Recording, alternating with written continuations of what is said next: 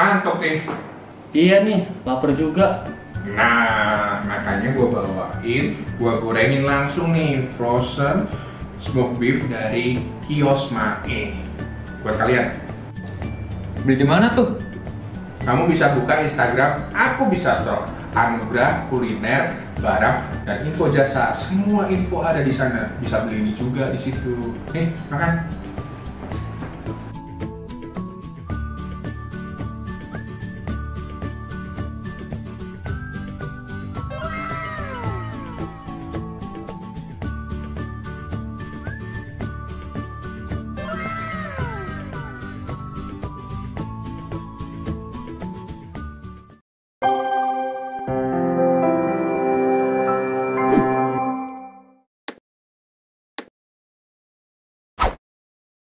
Ya, kembali lagi di Dengar Anugerahnya, podcast by DKM Anugerah. Kali ini kita akan bahas sesuatu yang dekat kaitannya sama kehidupan Kristiani. Bisa dibilang, ada yang bilang memang disiplin rohani, ada yang bilang memang kita itu harus ngambil waktu ini untuk kita menyatakan ucapan syukur kita sama Tuhan. Nah, sama siapa itu?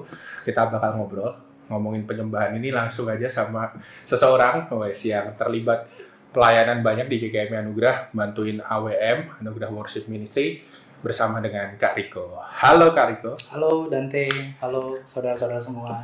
Ini kalau yang ikut rutin ibadahnya GKM Anugerah, Kak Riko sempat bahas soal penyembahannya kayak betul ya? Iya.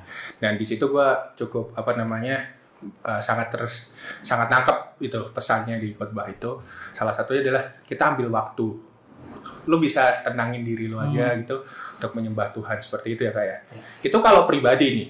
Tapi pertanyaan saya, menyembah bareng-bareng keluarga gitu memungkinkan nggak sih? Kayaknya lebih gampang menyembah sendiri deh daripada ngajakin anggota keluarga. Bener nggak sih? Itu menurut saya sih. Oke. Sebelumnya mungkin saya mesti katakan bahwa topik atau pembicaraan kita dengan tema penyembahan di dalam keluarga itu sebetulnya tema yang susah untuk diterapkan, tapi mudah untuk dibicarakan seperti ini. Mudah dibicarakan, tapi sulit diterapkan. Betul sekali. Wah, menarik. Tapi itu topik yang penting. Kenapa? Karena saya semakin menyadari bahwa kehidupan kita sebagai orang Kristen tuh nggak ideal. Kita tahu bahwa kita identik dengan penyembahan kepada Allah, tetapi ada masa-masa dalam hidup kita tuh kita nggak punya spontanitas atau keinginan, hasrat untuk mau menyembah Tuhan. Jadi saya takut kalau topik ini justru menjadi bumerang yang menyerang saya ataupun juga kita yang membicarakan ini begitu. Tapi sekali lagi ini topik yang penting untuk kita sama-sama cermati, kita bicarakan. Jadi kalau pertanyaannya apakah kehidupan yang menyembah Allah itu bisa dihadirkan di tengah-tengah keluarga kita? Ya tentu saja jawabannya bisa. Jawabannya mungkin bisa. Sekali. Dan yang menarik tuh tadi adalah kita akui dulu pertama-tama ini tuh nggak ideal, benar ya? Pertama aku nyadarnya konteks Jakarta, gimana masing-masing dari pagi sampai malam itu dengan ketemu waktu ideal aja sulit, betul ya? Betul. Itu satu. Yang kedua juga bisa dibilang tadi itu kalau aku sih nggak ngerti bahasa ini mungkin kayak selera. Saat kita bareng sama keluarga mungkin nggak kayak jadi bingung nih gimana nih kayak gak seneng gitu, karena beberapa teman-teman youth atau teens aku tanyain gitu, mereka lebih enjoy sendiri nih. Tapi saat kita bersama keluarga kan ada dimensi yang beda, kita membawa itu kepada Allah gitu, dan gak ideal ini harus kita sadarin ya. Betul. Sangat kita gak sadarin. Gak apa-apa sih Kak, menurutku kita obrolin supaya paling gak kita pikirin nih. Yeah. Saya pribadi juga merasa itu gak ideal kalau saya balik ke keluarga saya di Solo gitu. Kalau mama ayah saya gak ada, nih siapa nih yang mimpin istilahnya? Siapa yang bakal itu kayak tunggu-tungguan atau merasa gak apa? Memang gak ideal, tapi gak apa, kita obrolin aja. Silahkan, gimana nih? Oke, jadi mungkin pertanyaan selanjutnya adalah gimana? Bagaimana kita menerapkan ibadah atau menghadirkan hadirat Allah di tengah-tengah keluarga kita. Nah, saya pikir ada 3 hal yang perlu kita review. Ya, apa tuh? 3 hal yang perlu kita cermati ulang. Yang pertama adalah status sebagai manusia baru. Okay. Nah, ini penting. Nanti saya akan jelaskan. Yang kedua adalah actus ya, kalau dalam bahasa Latin actus adalah action, kalau status adalah being kita, actus adalah doing ya. Artinya bagaimana kita mulai sadar akan dosa-dosa atau karakter lama yang menyulitkan kita atau melumpuhkan kita untuk ibadah bareng sama keluarga. Nah, yang ketiga baru ngomongin tentang habitus ya. Jadi sesuatu yang dilakukan berulang-ulang. Kalau ini cocok dengan ritme kehidupan keluarga dan ternyata efektif, maka berarti cocok kalau ibadah yang rutin di tengah-tengah keluarga itu bisa dilakukan secara berkesinambungan. Jadi 3 hal yang saya pikir kita ini perlu untuk review lagi sebagai orang Kristen. Apakah kita sudah memiliki status sebagai manusia baru? Yang kedua, apakah kita punya aktus yang terus-menerus mematikan segala hal yang melumpuhkan kita untuk bisa beribadah bersama dengan keluarga? Dan yang ketiga adalah habitus yang perlu kita terus lakukan, uji ya seiring dengan pertumbuhan iman keluarga kita. Jadi memang perlu diakuin tidak sesimpel itu ya how-how-nya ya. Bagaimananya kita harus ngelihat 3 hal itu paling nggak kita sadarin itu dulu ya. Kalau yang aku mau coba tanya tuh yang tadi tuh yang aktusnya itu gimana tuh kalau sama keluarga? Oke, jadi mungkin sebelum ke yang aktus ini saya pertama ya. Yang pertama ini mungkin simpel aja ya. Jadi kita perlu mengalami dulu akan pekerjaan Allah Roh Kudus yang mengubahkan kita dari manusia lama ke manusia baru. Nah, itu kan kita sebut biasanya istilahnya kelahiran kembali ya. Dalam Yohanes pasal 3 ayat 5 dikatakan kita nggak mungkin bisa menyaksikan kerajaan Allah kalau Roh Kudus tidak melahirbarukan kita kembali. Betul. Jadi ada status yang berubah dari manusia lama menjadi manusia baru. Ada karakter-karakter yang diubahkan sehingga ketika ada salah bicara, salah bersikap, maka ada kemauan tuh untuk say sorry, Roh Kudus menggelisahkan. Nah, ini harus dialami dulu status yang baru sehingga kita tuh mulai punya kesukaan akan ibadah ya, kita punya selera untuk memuji Tuhan. Jadi dengar lagu nyanyian rohani, pujian, penyembahan, pengagungan kepada Allah Tritunggal, kita berselera, kita suka, kita menyukai ketika Alkitab dibacakan. Nah, untuk mengujinya tuh gimana ya? Kita tes misalnya kalau di rumah, kalau papa mama baca Alkitab, ada nggak suasana rohani yang menyenangkan, penuh sukacita?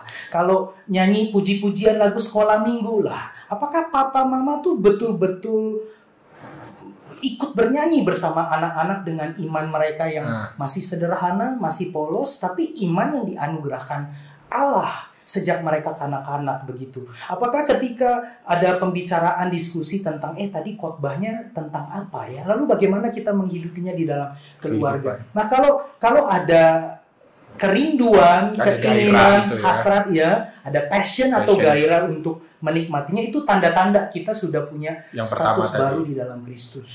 Nah, ini sangat penting sehingga ini membawa kita ke yang kedua, yaitu bagaimana kita akhirnya di dalam status manusia baru itu kita mulai diberikan kesadaran akan dosa-dosa atau karakter lama. Misalnya, saya nih suka kesibukan. Kalau nggak ada pekerjaan, rasanya tuh nggak enak. Jadi kalau lagi waktu luang, ya cari kesibukan apa aja yang bisa dilakukan. Nah, itu akan menyita waktu yang penting untuk kita beribadah bersama dengan keluarga. Atau mungkin kemalasan, atau mungkin kekeringan rohani ya. Jadi kesadaran-kesadaran inilah yang harus kita jujur buka di hadapan Tuhan, izinkan Roh Kudus masuk untuk mengubahkan. Nah, ini berarti satu proses yang cukup panjang.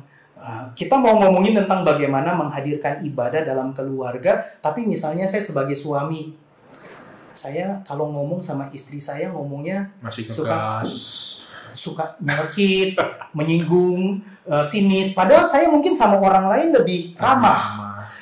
Gimana mungkin saya bisa membawa istri saya untuk beribadah menyembah Tuhan? Nah, kesadaran seperti itu perlu untuk kita sadari supaya itu tidak melumpuhkan akan kehidupan ibadah kita bersama dengan keluarga. Jadi barrier-barriernya udah selesai dulu nih sebelum kita mulai ya. Iya, kita mesti mulai dari situ. Nggak boleh ada bahasa Jawanya ganjelan hati Betul. nih saat satu anggota keluarga itu.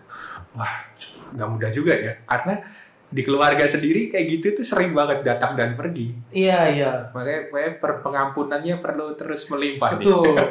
Kayak Mungkin di tema-tema. awal-awal bisa bertahan seminggu Hmm. rutin. Nanti masuk minggu kedua udah mulai jenuh, udah mulai bosen. Lalu kalau ada dosa-dosa yang tidak dimatikan, misalnya ini mohon maaf ya, kalau ada dosa-dosa kemarahan, Iya. misalnya istri nggak sabar sama suami. Kalau ngomong, kalau marah luar biasa ngerinya. Atau suami aktif di gereja di satu sisi, tapi mengabaikan keluarganya. Bisa Nah, jadi. Anak juga sebaliknya Betul. juga, bisa juga. Betul. Kita terlalu rohana di gereja, di rumah, aduh. Kita nggak tahu Tidak anak-anak tahu. apa yang mereka tonton, apa yang mereka lihat. Mungkin mereka bergumul dengan pornografi, mereka bergumul dengan dosa-dosa lain yang orang tua nggak tahu. Nah, ketika kita ajak mereka untuk yuk kita duduk diam sama-sama di hadapan Tuhan, kita beribadah, kita memulai mengarahkan hati kepada Tuhan, itu bisa tuh langsung tiba-tiba drop Karena masalah suasananya. itu.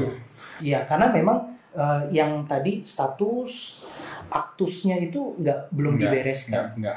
Nggak beres gitu, nggak beres, dan itu mengakibatkan jadi kayak mungkin simpelnya kayak, aduh ngapain sih Mbak, kita harus doa banget, ngapain sih kita harus ibadah gitu ya. Iya. Jadi hambatannya ada di situ tuh. Betul, Wah. betul. Apalagi Bro Dante, mungkin kalau saya bisa sharing pengalaman saya. Boleh.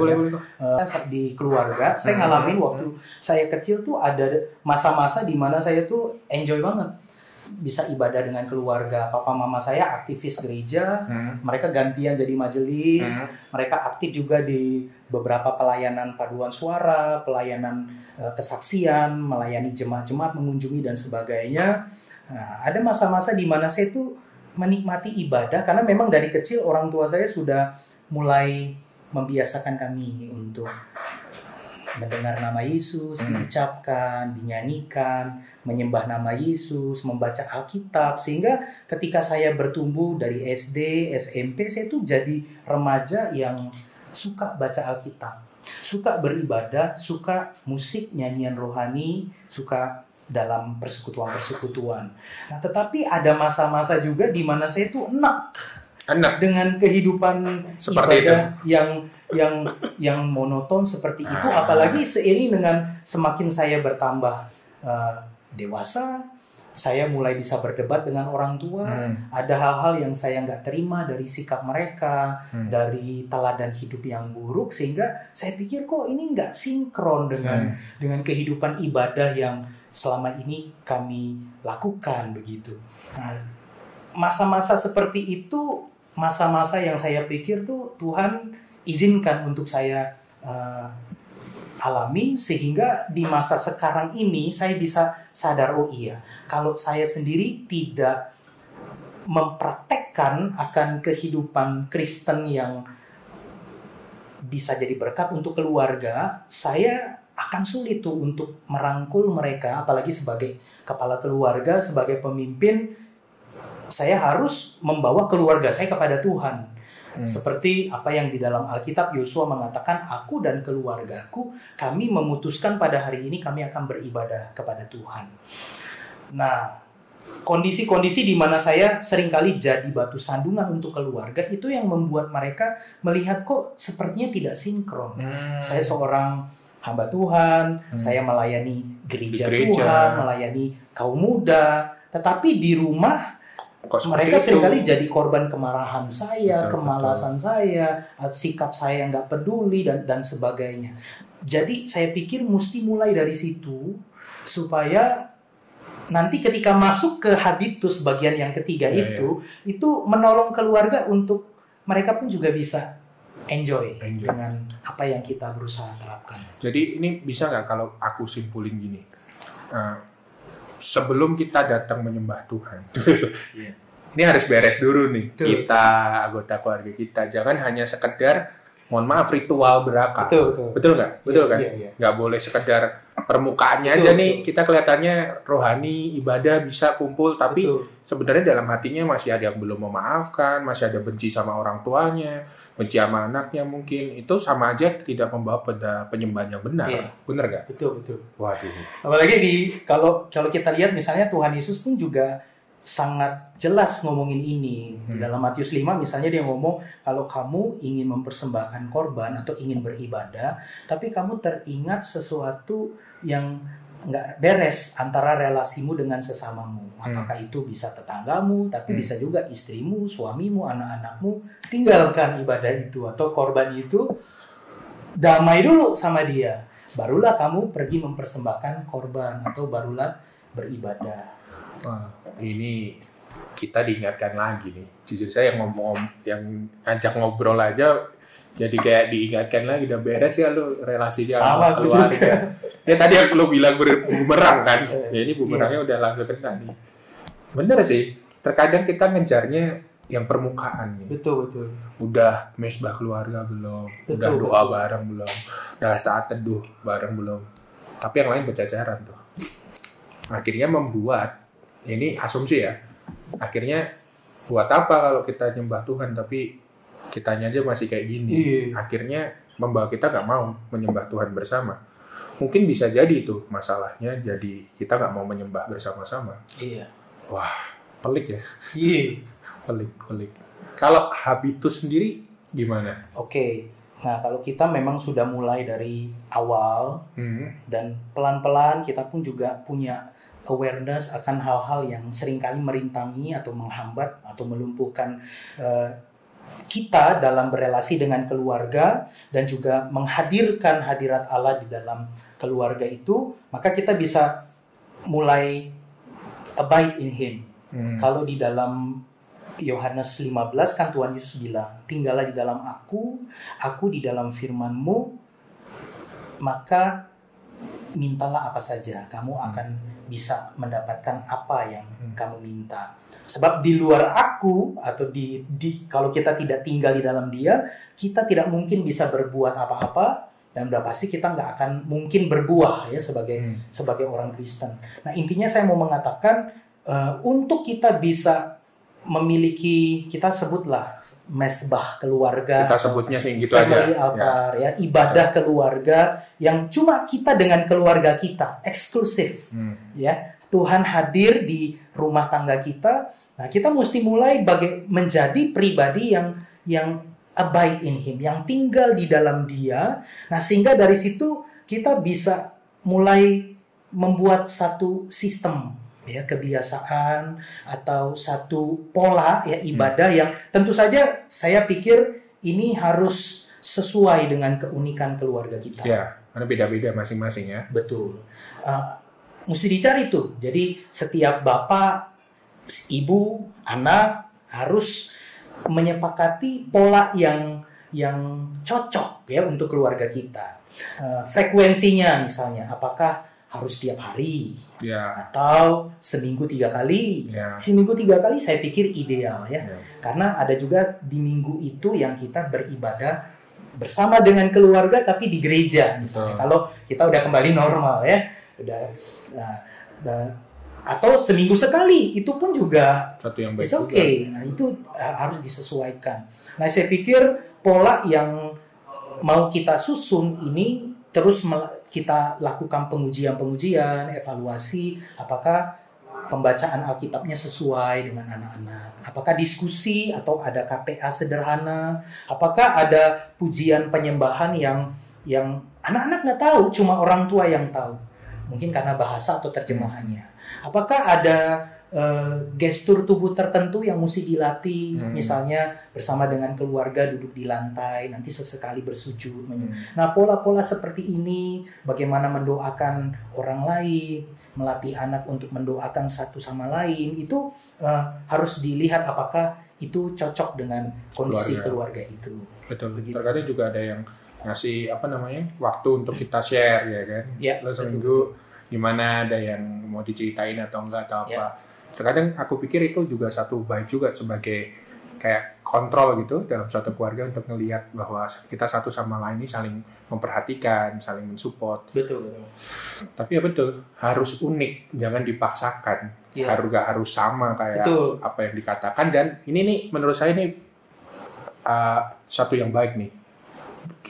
Bukan berarti kalau nggak tiap hari doa bareng keluarga itu satu yang berdosa. Iya. Kan kadang ada yang sampai apa ya bahasaku, kayak nyalah-nyalahin gitu loh. Kalau nggak doa bersama keluarga tiap hari itu kita tidak datang gitu. Kan kayak gitu juga. Kan, tadi seperti itu, kita akan melatih diri, itu bagian dari habit yang kita akan latih, sesuaikan dengan apa keluarga kita. Tapi yang utama jangan lupa, ya sekarang lagi pandemik jadi nggak bisa gereja bareng. Tapi kalau udah balik kembali, kita ketemu vaksin dan bisa ibadah bareng, ibadah bersama keluarga itu satu yang romantis, tapi juga satu yang kalau gue sih seneng sih, karena kita sama-sama keluarga gitu. Betul. Sama satu lagi mungkin bro, saya pikir juga kita perlu hati-hati juga ya, nggak harus formal. Tepat. Nggak harus formal. Sans aja di rumah. Betul. Santuy.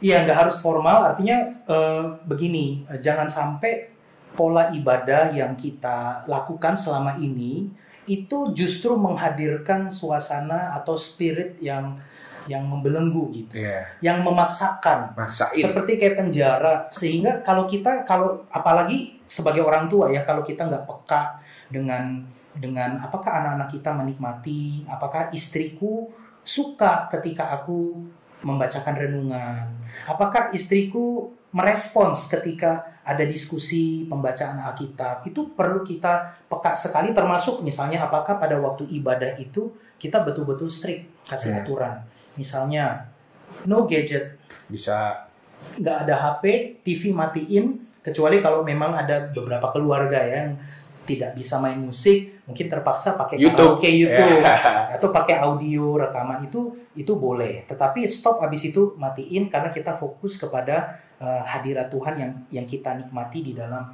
keluarga. Jadi tidak usah formal banget, tetapi tetap ada suasana serius, ada sikap hormat yang dibangun kepada Tuhan, dan ada sikap yang tunduk terhadap kebenaran firman Tuhan. Sekalipun sulit untuk dilakukan, tapi kalau itu jadi kesepakatan keluarga, banyak gereja sekarang menerapkan komsel family ya, family komsel. Jadi ada PA dalam keluarga, giliran ganti bapaknya atau ibunya yang memimpin. Di situ ada pujian, ada penyembahan, ada sharing, persekutuan, ada juga pengutusan untuk keluarga. Ketika firman Tuhan bilang A, ya harus lakukan A. Nah, tetapi saya suka dengan apa yang dilakukan papa saya. Jadi kadang-kadang dalam satu minggu itu mungkin kami hanya melakukan tanda kutip family altar itu mungkin cuma 3 kali. Ada yang formal, ada juga yang cuma di meja makan. Ngapain? Ya kami membicarakan firman Tuhan. Bagaimana mengaitkannya dengan kehidupan anak-anak. Apakah itu masih SD, SMP, SMA, sudah kuliah. Kalau masih ada kesempatan makan bersama, saya pikir itu satu momentum untuk kita bisa membangun tanda kutip family altar. Yang saya pikir tidak harus formal. Kenapa? Karena misalnya di dalam Ulangan 6 ketika Musa mengatakan, dengarlah hai orang Israel, Tuhan itu Esa. Kasihilah Tuhan Allahmu dengan segenap hatimu, dengan segenap jiwamu, dengan segenap kekuatanmu. Ada satu perintah lagi yang dikatakan, ajarkanlah ini berulang-ulang. Betul. Ketika apa? Ketika makan, ketika tidur, ketika bangun, ketika berdiri, ketika berjalan, ketika duduk. Pokoknya dalam segala kesempatan. Keseharian. Dalam segala kesempatan. Jadi saya pikir bukan family altarnya yang secara formal yang kita pengen usahakan. Tetapi bagaimana sebagai orang tua dan sebagai anak kita betul-betul tangkap momentum ketika lagi kumpul bersama. Ya betul, quality time. Ketika mungkin lagi sarapan bersama di situ, coba bicarakan firman Allah yang kita baca, yang kita renungkan, baik sebagai suami, istri, karena kita juga kan mengembangkan saat teduh pribadi, Bible reading pribadi, doa-doa pribadi. Nah, apa yang kita gumulkan itu kita pikirkan dan renungkan itu harusnya juga menjadi bagian yang dibicarakan bersama-sama dengan keluarga. Saya pikir ya itu tadi, tidak perlu formal, seminggu sekali harus ada Alkitab di sini, lalu ada gitar, lalu ada suasana yang dibangun, lampunya remang-remang, kita duduk diam 2 jam, waduh seperti ibadah minggu di gereja. Saya pikir tidak perlu seperti itu, walaupun seperti itu juga bagus ya. Kalau disiplin yang konsisten itu dilakukan, saya pikir akan efektif. Ya betul, suasana yang santai, tapi bukan santai bercandaan, tapi kita menikmatinya. Aku jadi ingat waktu dulu di Korea Selatan kan sempat di sana itu, di sekolah tempat saya ngajar itu, kita naik gunung. Tiba-tiba udah malam, kita masuk ke shelter untuk istirahat, tapi guru-gurunya diajakin keluar, cuma buat doa malam gitu sambil baca Alkitab, terus nyanyi. Aku gak ngerti bahasanya dong, tapi kan tahu liriknya. Bila aku lihat bintang nomor 8, kayak itu, wah itu sangat membawa penyembahan banget. Lihat, wah Tuhan besar banget, Tuhan luar biasa banget di gunung nyiptain kayak hal kayak gini, membawa suatu yang apa ya, numinus kalau bahasanya. Visualisasi ada, tapi suasana Tuhannya itulah juga dapat. Jadi memang tergantung, kita bisa manfaatin momen-momen juga ya, menurutku, untuk kita bawa ke beribadah. Nggak harus seperti itulah gitu ya. Tapi silahkan dicari keunikan keluarga masing-masing. Coba cari apa yang cocok dengan keluarga kita. Itu tadi juga keren loh Kak, yang makan bareng itu. Iya, sambil rebutan ayam, tapi kita sambil gimana menerapkan kasih gitu kan, mengalah. Betul. Rebutan ayam langsung bacain Kain dan Habel. Masuk Kain membunuh Habel gara-gara daging. Aduh, domba betul, ya, betul. Daging domba begitu. Oke.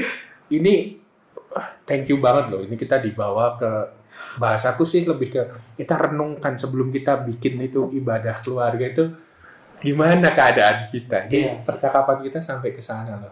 Ini apa kalau Kak Riko bisa dikasih kesempatan buat ngomong sama teman-teman di rumah, cara mulainya gimana sih gitu? Karena kan terkadang kita mau, tapi keluarga kita mungkin ada tadi yang masalah, ada yang ada masalah satu sama lain, ngajaknya jadi bingung.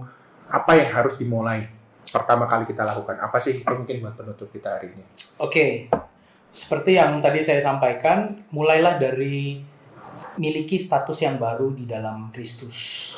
Sebab tanpa status sebagai manusia baru, kita tuh susah untuk sadar bahwa saya manusia berdosa, saya nggak punya pengharapan lain selain Kristus.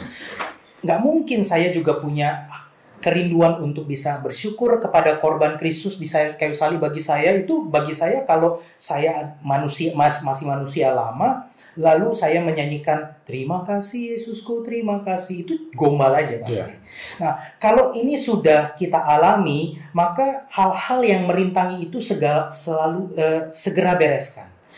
Pertama, bereskan dengan Tuhan, dengan jujur kita buka, Tuhan ini kelemahanku, Tuhan aku suka marah, Tuhan aku ngomongku sini selalu nyelekit, Tuhan aku nggak sabar sama suamiku. Itu bawa ke hadapan Tuhan.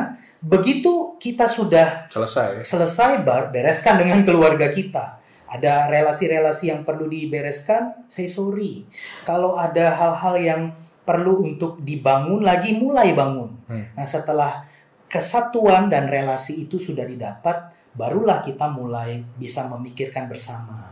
Yuk kita tiap minggu berapa kali kita duduk diam bersama-sama keluarga. Kita kasih waktu 30 menit aja. 30 menit untuk kita bisa menyembah Tuhan bersama, untuk kita merenungkan firman Tuhan secara singkat bersama. Kalau Bapak dan Ibu susah untuk bisa menjelaskan firman Tuhan, bisa pakai bahan renungan Gema. Bisa tiap hari, pagi dikirim. Diskusikan, apa sih yang sebetulnya dibicarakan di Gema itu, perikop apa yang bisa dipelajari dan apa yang bisa diterapkan bersama. Lalu evaluasi di pertemuan berikutnya, apakah ini sudah diterapkan. Nah, kalau kebiasaan ini sudah dimulai, saya yakin, khususnya bagi para orang tua ya, anak-anak kita mau dikasih gadget, kasih HP, mereka mau berteman dengan siapa saja, zaman semakin berubah, makin kacau begitu rupa, anak-anak kita sudah kita bangun dari hal yang mendasar. Bagaimana mereka menyukai Tuhan, menyukai ibadah, menyukai pembacaan firman Tuhan, sehingga itu akan menjadi modal bagi mereka ketika mereka remaja, ketika mereka pemuda, untuk mereka tetap tangguh ya, menjadi pemuda. Oke, mungkin masih bisa jatuh, masih bisa terseret arus dunia, tapi kita sudah memberikan basicnya. Betul. Dan family altar atau ibadah keluarga itu adalah sarana yang Tuhan mau pakai dari zaman dulu. Dari Ulangan pasal 6 Ya, Shema Israel. sampai hari ini. Masa kita tidak mau Ya. untuk menerapkannya, menghidupinya. Betul. Barang siapa yang kesukaannya firman Tuhan, merenungkannya siang dan malam, ia akan menghasilkan buahnya pada musimnya. Itu betul apa yang dikatakan Kak Riko. Thank you Kak untuk waktunya, Thank you. untuk Saya boleh juga sharing thank you ini. banget. Senang banget, gue juga belajar. Bumerangnya nyampe.